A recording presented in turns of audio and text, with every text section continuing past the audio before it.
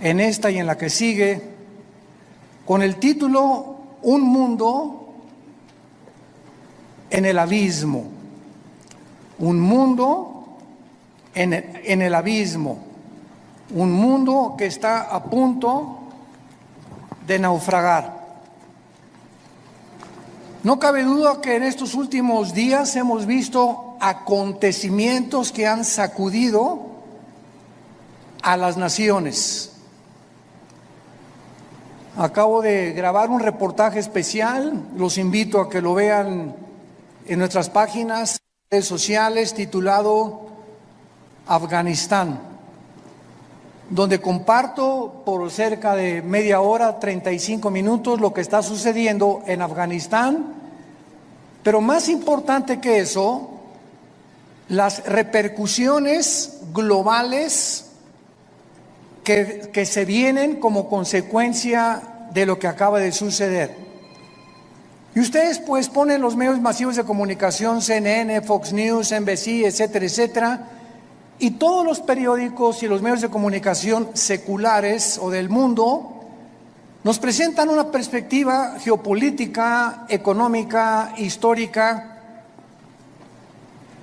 pero no bíblica. Y cuando nosotros nos damos cuenta que estos acontecimientos se están desarrollando, corroborando, confirmando que verdaderamente la Biblia es ahorita la luz del mundo, siempre lo ha sido. Pero mientras más oscuro esté el mundo, más oportunidad tenemos nosotros de alumbrar. Cuando un grupo de terroristas o grupo terrorista llamado los talibanes, la palabra talibán significa estudiante, porque son estudiantes del Islam y de la ley Sharia. Cuando comenzamos a recibir correos, están llegando ahorita, ¿verdad?, los aviones tratando de sacar, y las imágenes que vimos, cómo la gente se caía de las alas de los aviones cuando estaban tratando de sacar gente de Kabul, que es la capital de Afganistán. Nos llegaron más de 60, 70 correos, llamadas de teléfono. Yo no pude esa tarde colgar, le decía a mi esposa, una tras otra, de Brasil, de Argentina, de España, de Inglaterra, de hispanos desde luego, preguntándonos, ¿qué piensa usted acerca de lo que está pasando? Todo el mundo estaba alborotado, pero nadie sabía bíblicamente lo que estaba sucediendo.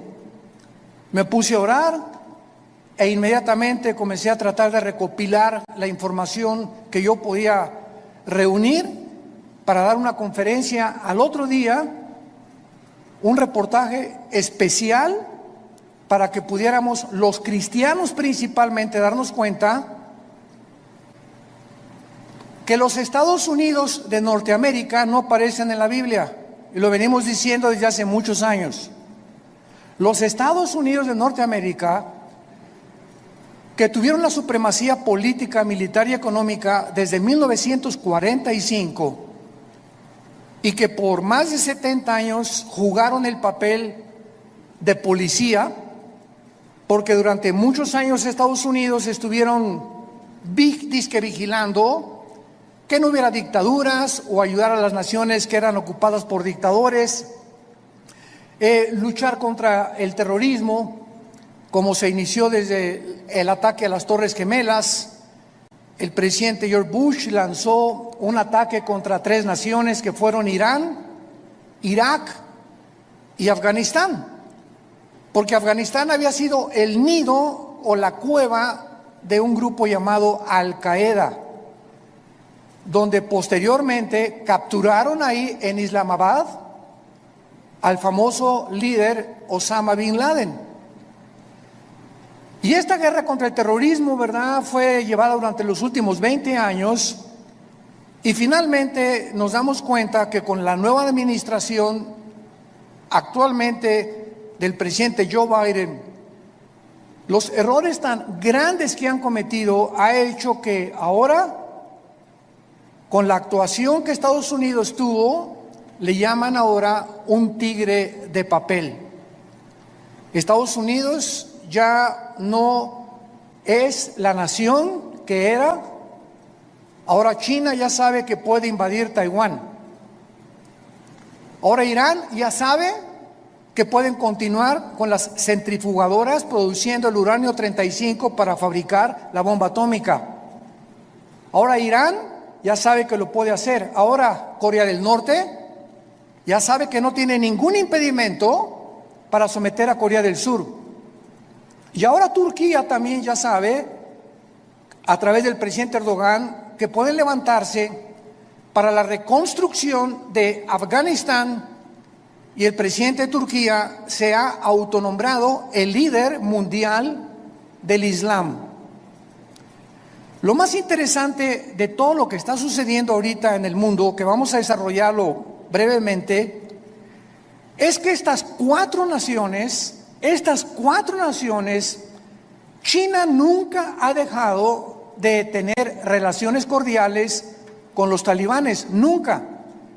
Pero lo más interesante de esto, bíblicamente, porque es lo que nos interesa, y lo que solamente los cristianos lo sabemos, es que son las cuatro naciones que se mencionan en Ezequiel 38 y 39, en la próxima invasión contra Israel. Y ahora Israel, el patito feo, ha quedado por primera vez, desde 1948, que volvieron otra vez a revivir nacionalmente la nación de Israel, ya no tiene quien los defienda. Han quedado vulnerables. Y también los Estados Unidos de Norteamérica han quedado vulnerables. Porque si Estados Unidos no aparece en las profecías bíblicas, y en esta invasión del capítulo 38 de Ezequiel no aparece tampoco, significa o que iba a caer económicamente, o que iba a comenzar a corromperse interiormente, como dijo Abraham Lincoln. Estados Unidos no va a caer fuera por sus enemigos. Si Estados Unidos cae es porque se corrompió internamente. Y esto nos da un panorama maravilloso para saber que los cascos de los jinetes del Apocalipsis ya se escuchan en el cielo. La voz del novio ya la escuchamos, que dice: prepárate, prepárate, prepárate. Y todos ustedes que nos escuchan, que no tienen la seguridad de la salvación a través de la predicación del Evangelio de la gracia de Jesucristo, prepárate para encontrarte con Dios. Porque así como los talibanes creían que en 2 meses las tropas norteamericanas iban a salir, y cuando descubren que Estados Unidos viola el pacto con el presidente Ghani y con los talibanes, de que no era verdad lo que el expresidente Trump firmó, les tomó 48 horas, 2 días les tomó apoderarse de toda una nación, sin que nadie chistara ni nadie dijera pío.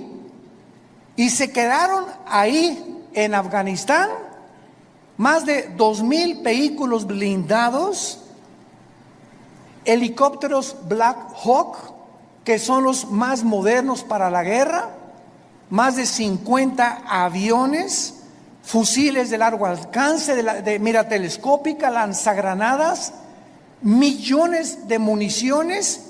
Y ahora este grupo se convierte en el grupo terrorista mejor armado y más peligroso del mundo entero. El mundo queda automáticamente bajo una gran amenaza. Pero estas 4 naciones, China, Rusia, Irán e Irak, forman parte de la invasión en Ezequiel 38. Esto es impresionante, es increíble. Y son las 4 naciones que están apoyando ahorita a los talibanes y que mantienen relaciones con ellos y los van a seguir defendiendo. Y por eso todos los que se consideraban que si no actuaban como China, no puede entrar a Taiwán porque la flota norteamericana, ahora ya no, ahora ya pueden atacar a Taiwán.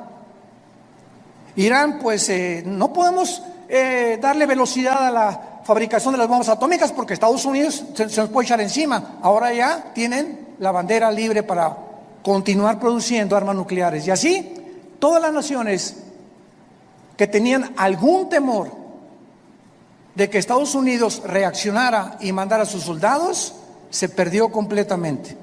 El mundo ha quedado vulnerable. Ahora en sus Biblias, en el capítulo 24 del libro de Isaías,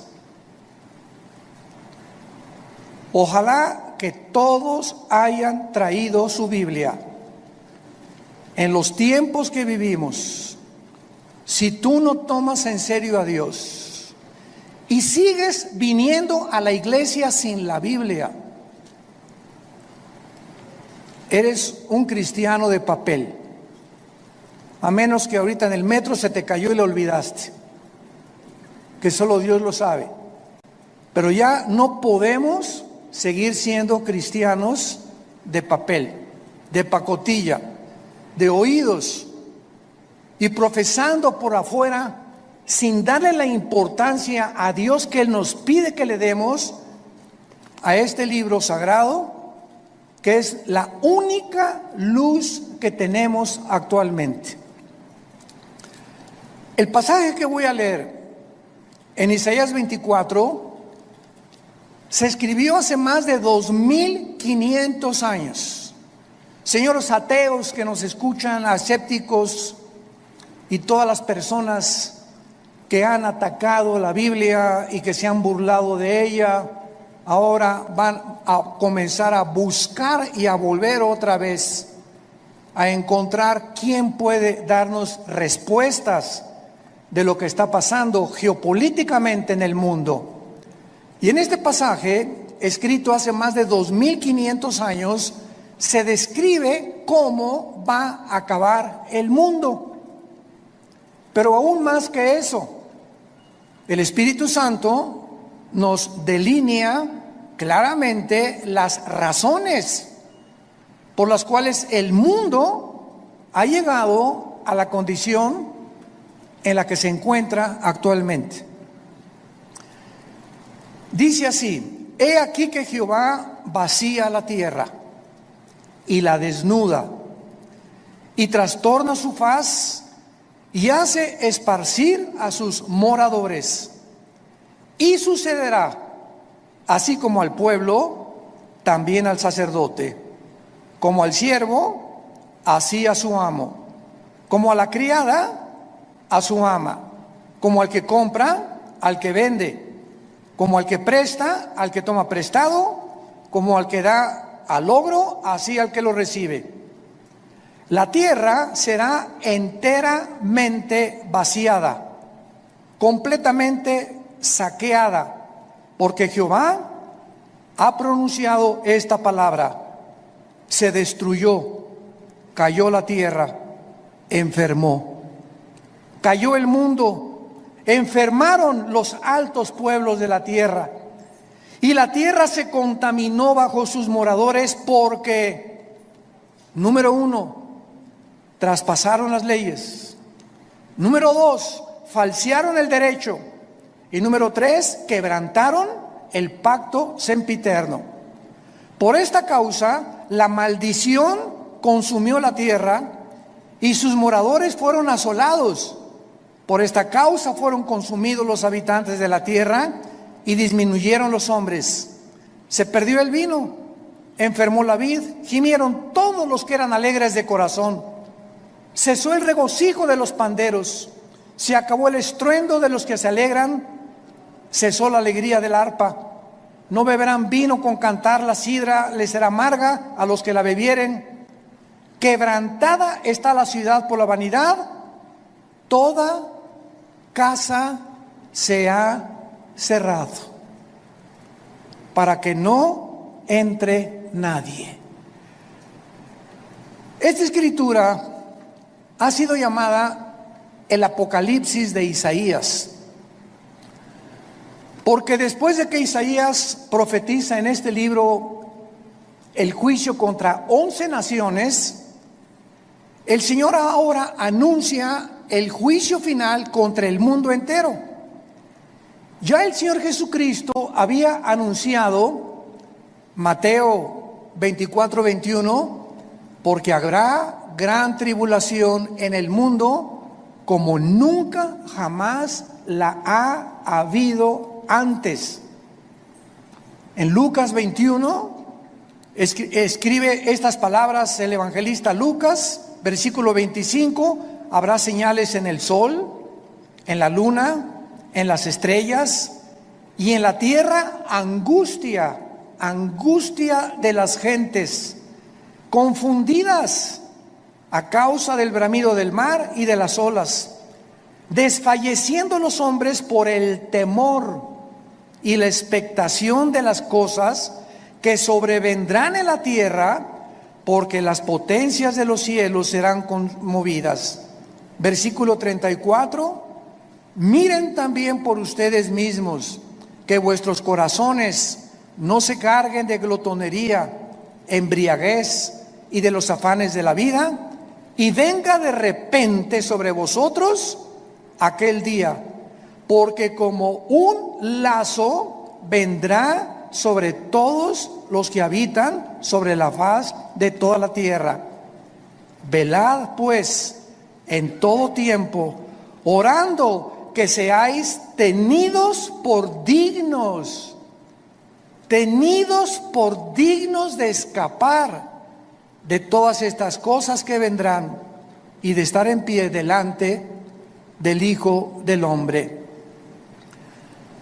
Regresando al pasaje de Isaías, encontramos en los primeros 4 versículos 3 puntos importantes acerca del juicio de Dios.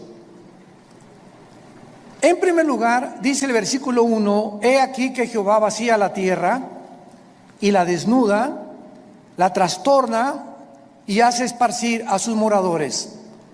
En primer lugar, encontramos que va a ser Dios y su Hijo Jesucristo, como lo vamos a ver a continuación, los agentes que van a juzgar al mundo. Esto es absolutamente obvio y lógico, ya que Dios es imposible que juzgue a alguien que no merece. Es imposible que Dios mande una maldición sin que los que reciban la maldición se hayan hecho merecedores de lo que recibieron. Porque todo lo que sembramos, todas las decisiones que tú has tomado en tu vida, todas las cosas que has decidido en tu vida, tienen consecuencias, para bien o para mal. Si te casaste equivocadamente, si compraste un vehículo equivocadamente, si hiciste un gasto equivocadamente de dinero, no le eches nunca la culpa a Dios. Somos personas, individuos responsables moralmente de nuestras acciones. Y por esta responsabilidad y esta libertad y libre albedrío que tenemos para hacernos merecedores que lo que sembramos tenemos que recoger, tenemos que formar y normar nuestra vida de aquí en adelante. Dice la Biblia en Hechos capítulo 17, versículo 30 al 31, lo mismo. Veamos cómo los apóstoles anuncian quién va a juzgar al mundo.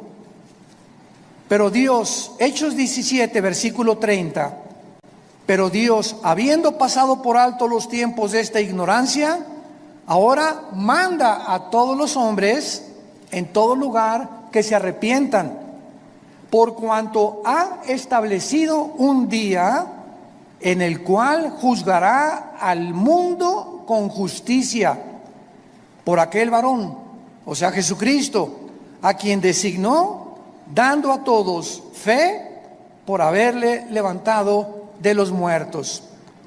Y el apóstol Pablo, en su segunda carta a Timoteo, capítulo 4, versículo 1, le dice a Timoteo: te encarezco delante de Dios y del Señor Jesucristo, que juzgará a los vivos y a los muertos en su manifestación y en su reino.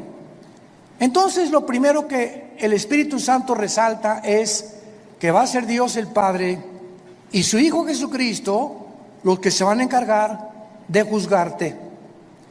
Y en ese día, si ahorita tienes excusas de ser como tú eres, en ese día no las tendrás. Y así como estamos viendo con qué rapidez cambió el mundo en 1 año y medio, desde que comenzó esta famosa pandemia, todo ha cambiado. La moral, la conducta, la economía, la política, los medios de salud. En menos de 1 año el mundo ha sido trastornado completamente. En 48 horas un grupo terrorista se enfrenta al ejército más poderoso del mundo y los hace huir. En 48 horas sin disparar una sola bala. Y así está pasando todo en el mundo, nos está agarrando a todos desprevenidos. La semana que entra, ¿qué vamos a escuchar? Mañana, ¿qué vamos a escuchar en las noticias? Y tal vez la próxima noticia para ti es que te quedan 3 días de vida, te queda 1 semana de vida, te queda 1 mes de vida y no lo sabías, ni te lo imaginabas. Dice la Biblia, prepárate para encontrarte con tu Dios. Viene el juicio. Viene el día del juicio al mundo. Tenemos que reaccionar y tenemos que arrebatar del fuego a nuestra familia, a nuestros amigos, y ahora más que nunca tener convicciones. Tenemos que ser cristianos de convicciones. Si tú no tienes convicciones de la santidad y de la forma que debes de vivir, el mundo te va a jalar, porque la presión, como el imán, es más fuerte lo que te jala que lo que te sostiene. Y lo único que nos sostiene es la fe en este libro, es la obediencia a la palabra de Dios. Prepárense para que sean tomados por dignos de escapar todas estas cosas. Regresamos a Isaías. En el versículo 2 encontramos, en segundo lugar, que será un juicio universal. Sucederá al pueblo como al sacerdote, al siervo como al amo, a la criada como al ama, al que compra, al que vende, o sea, todas las clases sociales, porque Dios no tiene consentidos, ni Dios hace acepción de personas. Dios juzga a indígenas, a ricos, a reyes, a políticos, a educados, a no educados. Dios juzgará a todos los seres humanos salvajes, mayas, tlaxcaltecas, egipcios, babilonios, etcétera, etcétera. Dios juzgará a todos los seres humanos que descendemos desde Adán hasta nuestros días. Dice en Apocalipsis capítulo 20 cómo será este juicio, porque el juicio que estamos hablando no es el juicio a los cristianos. Cuando estamos hablando que Dios juzgará al mundo con justicia, estamos hablando a todos los que le rechazaron. Todo lo que estamos hablando ahorita, y lo vamos a ver a continuación, por qué Dios los va a juzgar, es el juicio que se llama en Apocalipsis capítulo 20, del 11 al 15, el juicio del gran trono blanco. Porque todos nosotros que hemos recibido a Jesucristo, ya hemos sido juzgados en la cruz. Gloria a Dios, aleluya. Ese hombre llamado Jesús de Nazaret, que murió y abrió sus brazos en esa cruz, llevó tu culpa, tu culpa, tu culpa y mi culpa. Y lo que tú y yo merecíamos pagar ahora en el día del juicio con el infierno y el lago de fuego, Él en la cruz lo llevó en su cuerpo de carne. El que no conoció pecado, por nosotros se hizo pecado, para que nosotros, pecadores, inmundos, cochinos, sucios, fuésemos hechos la justicia de Dios en Él. Y Dios muestra su amor para con nosotros en que, siendo pecadores y en la condición en la que yo me encontraba hace 46 años que yo recibí a Cristo, y en la condición en la que tú te encontrabas, así de cochinos y de sucios, sin ninguna esperanza, Dios me dice que me amaba y que me aceptaba si aceptaba yo el sacrificio de su Hijo en la cruz, y que desde ese momento borraba todos mis pecados del pasado, pero como si jamás los hubiera yo cometido. Esto se llama gracia, porque no lo merecíamos. ¿Qué es la gracia? Un favor que no merecemos. Hace algunos años, en la década de los 80s, íbamos cada 15 días a Santa Marta Catitla, a la penitenciaría de los hombres y también a la cárcel de mujeres. En aquel tiempo estaba de jefe de la policía el general Arturo Durazo. Dios nos dio gracia con él y me recogían en un patio en helicóptero y me llevaban a Santa Marta Catitla. Ahí aterrizaba yo con un helicóptero de la policía y juntaban a todos los presos para que les predicáramos el evangelio. Imagínense nada más la gracia que Dios nos dio. Y una vez se acerca después del mensaje un preso llorando y me dice: oiga, pastor, ¿usted cree que Dios me pueda perdonar? Yo había predicado sobre el hijo pródigo en esa tarde, eran como las 5:30, 6 de la tarde. Y le dije: ¿por qué? Me dice: porque he matado a 28 personas. Pero quiero decirle que estoy aquí en la cárcel no por las 27 asesinatos que cometí antes, sino porque me mandaron de un estado a la Ciudad de México a matar otro recadito que me encargaron, porque yo era matón a cuenta, y en el periférico saqué la 38 y maté a esa persona que me encargaron matar, y la policía me agarró, y estoy aquí por un crimen para pagar 15 años. Pero yo debo 27 vidas más. ¿Y saben lo que le contesté? La sangre de Cristo perdona todos tus pecados. Él no lo podía creer. Quiere decir que si yo acepto a Cristo ahorita y lo reconozco como mi Salvador, todos esos crímenes no voy a pagar por ellos. Y le dije: amén. Y otro que estaba atrás dice: ay, sí, ¿verdad? Qué bueno. Ahora sí, de repente. Y le dije: porque es gracia. Esa es la gracia, ese es el mensaje del evangelio, de la gracia de Dios. Que Dios te perdona siendo inmundo y pecador.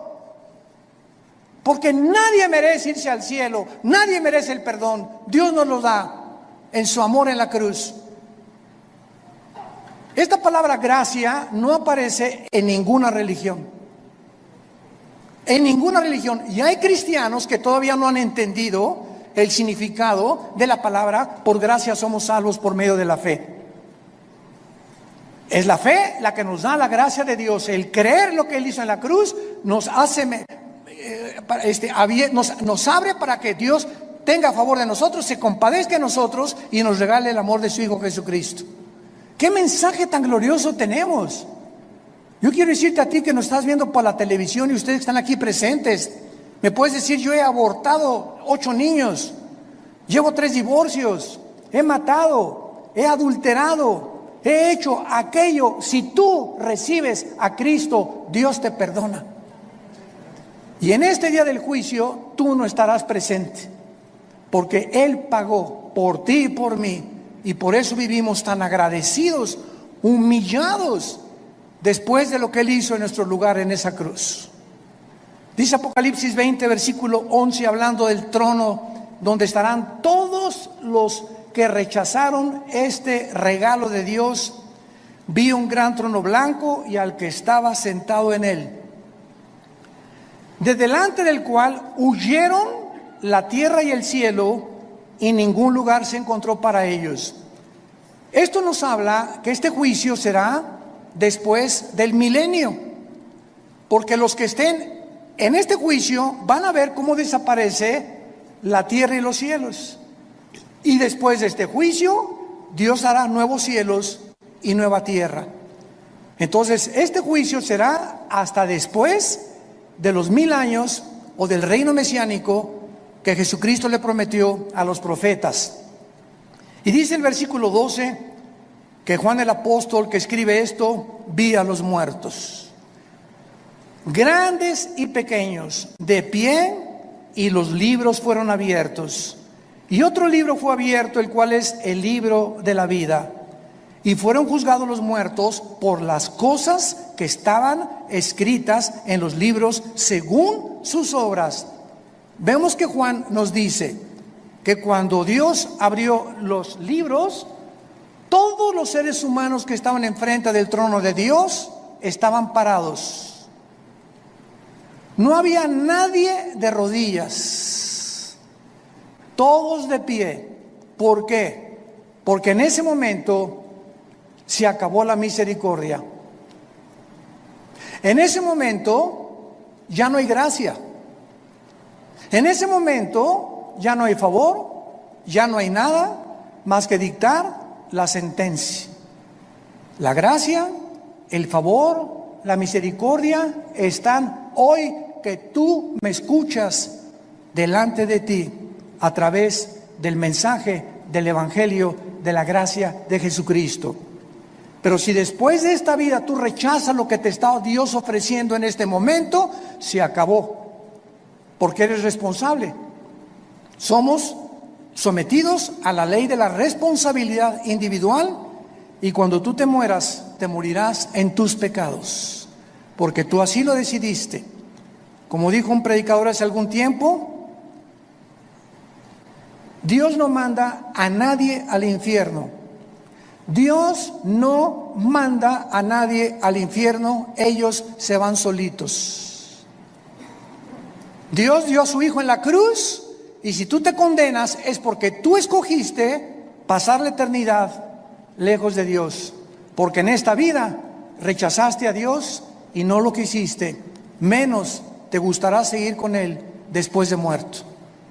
Los libros van a ser abiertos, todos tus pensamientos, todas tus palabras y todas tus acciones serán traídas delante de ti como en una película. Y observamos que Dios te va a juzgar por las obras. Qué irónico, ¿verdad? La salvación es por gracia sin las obras, pero el juicio será por las obras, por lo que tú hiciste. Y ahora, por lo que nosotros hicimos, Dios nos perdona, pero el día del juicio no lo vas a soportar. Y en tercer lugar, regresamos a Isaías 24, dice el versículo 3 y 4, que este juicio devastará completamente el mundo. La tierra será vaciada, versículo 3, Isaías 24, completamente saqueada. Jehová ha pronunciado esta palabra: la tierra se destruyó, enfermó, cayó el mundo, blasfemaron los altos pueblos de la tierra, y la tierra se contaminó bajo sus moradores, porque traspasaron las leyes, falsearon el derecho y quebrantaron el pacto sempiterno. Estas características del versículo 4 ya las podemos ver. ¿En qué planeta estamos tú y yo viviendo? En un planeta donde el aire ya está contaminado. Las frutas, las cosechas, la agricultura, los campos están contaminados. El mar inmensamente contaminado. La comida contaminada. Todo a nuestro alrededor es un mundo contaminado. Y lo más interesante que vamos a descubrir a continuación es que ahorita las naciones, el efecto global y el clima, están luchando las naciones por mejorar el clima, sin que los líderes de las naciones se den cuenta, porque hay un velo en sus mentes que no pueden entender la realidad de lo que nos rodea. Creen que se debe pues a los hidrocarburos y esto y el otro, que tienen algo que ver, pero de acuerdo a la Biblia, la contaminación del planeta está asociada con nuestros pecados. Mientras más inmoralidad hay en el mundo y mientras más maldad hay en el mundo, la tierra sufre igualmente que nosotros. Y esto lo podemos ver claramente para confirmarlo cuando Dios creó el paraíso o el huerto del Edén, donde todo era perfecto. ¿Se acuerdan? Los leones no mordían, las rosas no tenían espinas, los reptiles no tenían veneno, no había tormentas, no había tsunamis, no había terremotos. Adán y Eva vivían en un mundo perfecto. Y cuando Adán y Eva pecan, qué interesante, toda la ecología del mundo cambia inmediatamente. En el momento que la primer pareja peca, se cambia la genética de los animales y se vuelven feroces. Se cambian las condiciones del mundo y comienza a llover. Se cambia la condición de las plantas y comienzan a sacar espinas. Toda la genética y la ecología del mundo cambia cuando el ser humano pecó. ¿Por qué?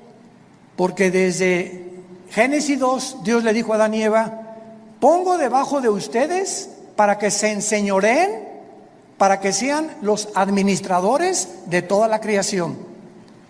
Pero si ustedes se apartan de mis leyes, la creación se volverá su enemigo. Y esto la gente que no tiene al Espíritu Santo no lo entiende. Y lo atribuyen a problemas de gases, hidrocarburos, y no hay absolutamente ninguna solución para cambiar ahora un mundo en crisis, un mundo que se encuentra en el abismo. Ahora veamos a continuación las causas del juicio en el versículo 5 que acabamos de leer. ¿Por qué el mundo ha llegado al punto que llegamos? Y hace 2700 años el profeta Isaías lo advirtió. Número 1, la tierra se contaminó bajo sus moradores porque, en primer lugar, falsearon las leyes o falsearon el derecho. Esta palabra es Torah en el hebreo, si te interesa ponerlo, cuando dice falsearon las leyes, falsearon los mandamientos de Dios. Y esto es importante porque la Biblia nos muestra claramente que la contaminación, repito, afecta al ser humano, y la iniquidad y la maldad y la inmoralidad de los habitantes del mundo es tan grande el pecado, que si la naturaleza se vuelve contra nosotros. Veamos otros ejemplos de esto en el libro de Job, capítulo 36. Job, capítulo 36, versículo 33. El trueno declara su indignación. ¿Han oído ustedes los truenos y los rayos? Mi esposa, cuando truena, a mí me encanta que truene, porque sé que no me va a pasar nada. Y mi esposa sale corriendo y ay, está lloviendo. Y digo, pues aquí, mira, más cerquita aquí conmigo, y aquí la papacho. Pero cuando truena, nos ponemos así, ¿verdad? Porque se oye una cosa esplendorosa en el cielo, como una voz gigantesca, ¡pum! Y dice la Biblia que es una manifestación de la indignación de Dios los truenos, como diciéndonos: ahí les va un botón de muestra de mi poder. Y la tempestad proclama su ira contra la iniquidad. ¿Se dan cuenta? Como todo lo podemos respaldar bíblicamente. Ahora capítulo 37 de Job, versículo 12 y 13. Asimismo, por sus designios se revuelven las nubes en derredor, para hacer sobre la faz del mundo, en la tierra, lo que Él les mande. Unas veces por azote, otras por causa de la tierra, otras por misericordia las hará venir. Nos damos cuenta que las lluvias es una misericordia de Dios, mas no las inundaciones. Entonces, Dios hace llover muchas veces por misericordia de nosotros, necesitamos tierra fértil que produzca, ganado que tenga que comer, que los ríos suban su caudal y su volumen y su nivel, pero otras veces encontramos que estas mismas aguas Dios las usa como un medio donde nos está diciendo: ustedes van por mal camino. Entonces, qué interesante que la Biblia nos muestre que el planeta se encuentra como se encuentra porque la maldad de los hombres es demasiada. Hemos llegado a un punto de maldad que no nos imaginamos. Dice en Romanos capítulo 1 también que Dios estableció leyes también morales. Dios estableció leyes morales.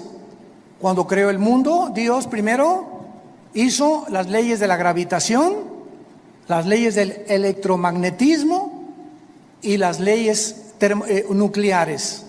Las leyes cósmicas: la Tierra mantiene su movimiento en 24 horas, en 35 días alrededor del Sol.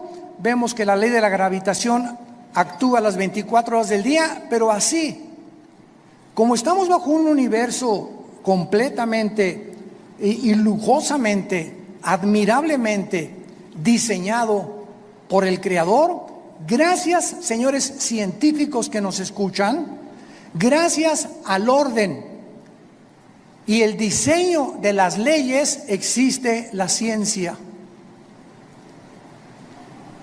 ¿Por qué existe la astronomía? Porque los astrónomos pueden ver perfectamente bien y predecir un meteoro o esto y el otro, porque el universo está obrando, trabajando metódicamente como un reloj que se le dio cuerda. ¿Por qué existen las leyes? La primera y la segunda ley de la termodinámica, porque todo nos habla que está sujeto a un deterioro, a una oxidación. El Sol pierde toneladas masa cada segundo, y gracias a esto se establece que no hay evolución, que la segunda ley de la termodinámica contradice la ley de la evolución. En lugar de que estemos evolucionando, vamos de arriba hacia abajo, no vamos mejorando. Ya se profetizó hace 2000, la Tierra iba cada día a deteriorarse más, y el carácter de los seres humanos iba a llegar a comportarse más bajo que el de los animales. Traspasamos las leyes, dice Romanos capítulo 1, versículo 21. Pues habiendo conocido a Dios, no le glorificaron como a Dios, ni le dieron gracias, sino que se envanecieron en sus razonamientos, y su necio corazón fue entenebrecido. Profesando ser sabios, se hicieron necios, y cambiaron la gloria de Dios incorruptible en semejanza de imagen de hombre corruptible, de aves, de cuadrúpedos y de reptiles, por lo cual Dios los entregó a la inmundicia en la concupiscencia de sus corazones, de modo que deshonraron entre sí sus propios cuerpos, cambiaron la verdad de Dios por la mentira, honrando y dando culto a las criaturas antes que al Creador, el cual es bendito por los siglos. Por esto Dios los entregó a pasiones vergonzosas. Aún sus mujeres cambiaron el uso natural por el que es contra naturaleza, y los hombres igualmente, dejando el uso natural de la mujer, se encendieron en su lascivia unos con otros, cometiendo hechos vergonzosos hombres con hombres, y recibiendo en sí mismos la retribución debida a su extravío. Acabo de leer un artículo de uno de los más grandes y prestigiados psiquiatras del siglo XXI, aseverando la siguiente declaración: el 70% de las personas transgénero se quitan la vida.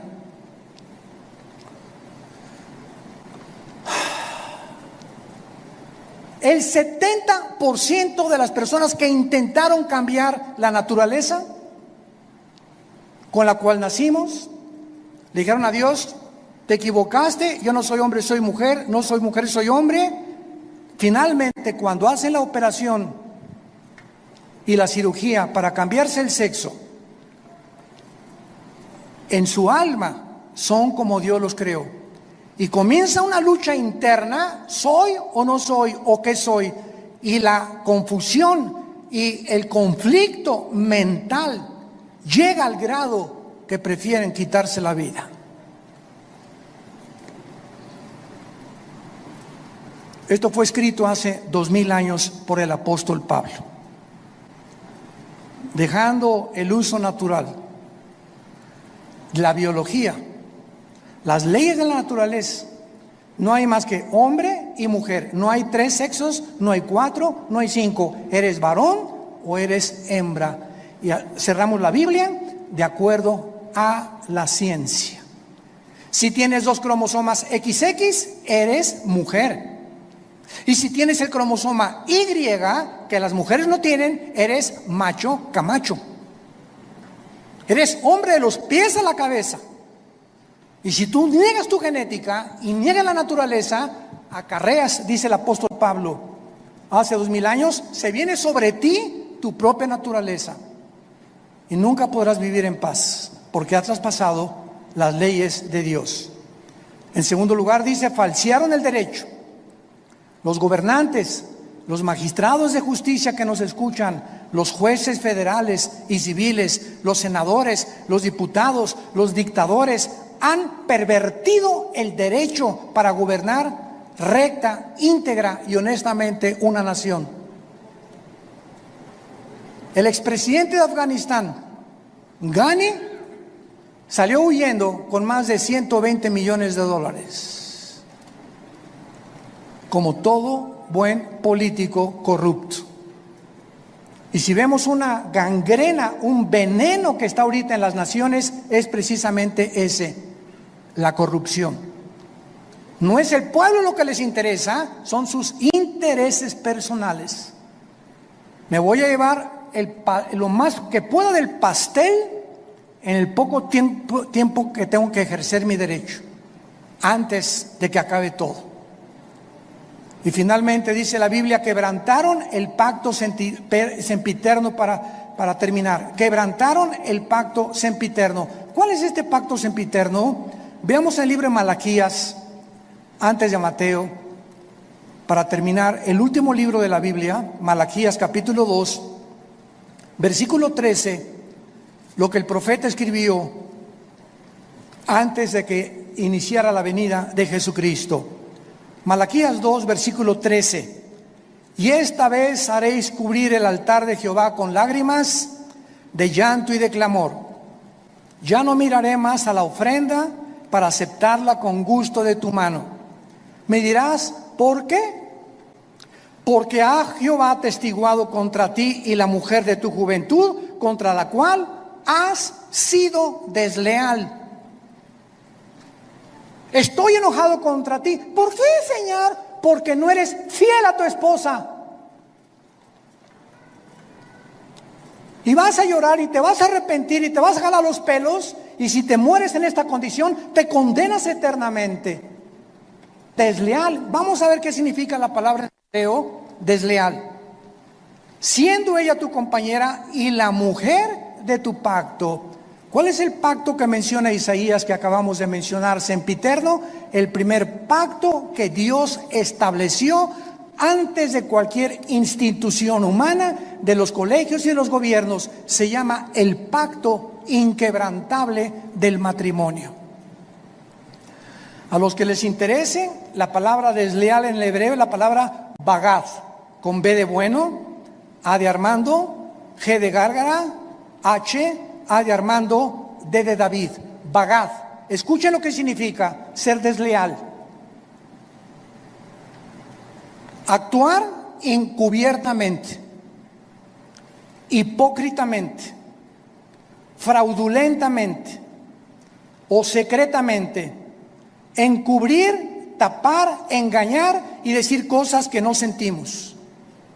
Cuando tú te volteas a tu esposa y dices te amo, solo Dios sabe que le estás diciendo que verdaderamente le amas. Y cuando tú le dices a tu esposa te amo y atrás de ti tienes tu amante, estás encubriendo, eres un hipócrita, estás falseando completamente y Dios te está escuchando. Y eso Dios lo tiene que castigar. Dios tiene que juzgar la deslealtad, la hipocresía que podamos tener en el matrimonio. Por eso tenemos estos seminarios cada año con 300, 250 parejas, para que en esos 3 días regresemos a la Biblia, nos arrepintamos, hay una renovación de votos el último día junto a la playa, una cena de gala, y ahí podemos descubrir que, Dios mío, es que yo sentí que ya no la amaba, pero viene el Espíritu Santo y nos da algo sobrenatural que ya habíamos perdido, porque le estamos diciendo a Dios: yo quiero mantener y llegar hasta el fin con mi gordita y con mi gordito, porque de otra manera me estoy engañando. No puedo irme con un amante ni creer que hay una mujer que me satisfaga, que la mujer y la madre que tú me diste para mis hijos. El mundo está enfermo, tenemos que reaccionar, y en esta tarde les pido a todos ustedes que se arrepientan de sus pecados. Si hay alguna área en la que el Espíritu Santo te ha hablado, arrepiéntete hoy, porque por esa puerta no entraste en esta mañana por coincidencia. Dios te ama, Dios te ama, Dios te ama, y Él no quiere que salgas por esta puerta como entraste esta mañana. Tú no sabes si ahorita te atropella un coche, no sabes si te da un ataque al corazón, no sabes si te da una embolia cerebral mañana, o si pasado mañana el doctor te dice: las placas no mienten, don Pancho, usted tiene cáncer y tiene 3 meses para vivir. Dios quiere que tú vengas a la cruz a perdonar tus pecados y a que arregles tus cuentas de una vez por todas con su Hijo Jesucristo. Oremos. Te damos gracias, Señor, por tu palabra, porque de tal manera nos amas que nos has dado a tu Hijo Jesucristo, para que cualquiera, sin acepción de personas, que crea en Él, no se pierda, mas tenga la vida eterna. Mas Dios muestra su amor para con nosotros en que, siendo aún pecadores, Cristo murió por nosotros. Mas Él herido fue por nuestras rebeliones, molido por nuestros pecados.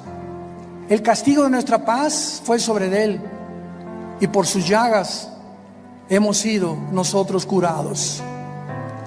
Él, que no conoció pecado, por nosotros se hizo pecado, para que nosotros fuésemos hechos la justicia de Dios en Él. ¿Qué tengo que hacer? Me preguntarán.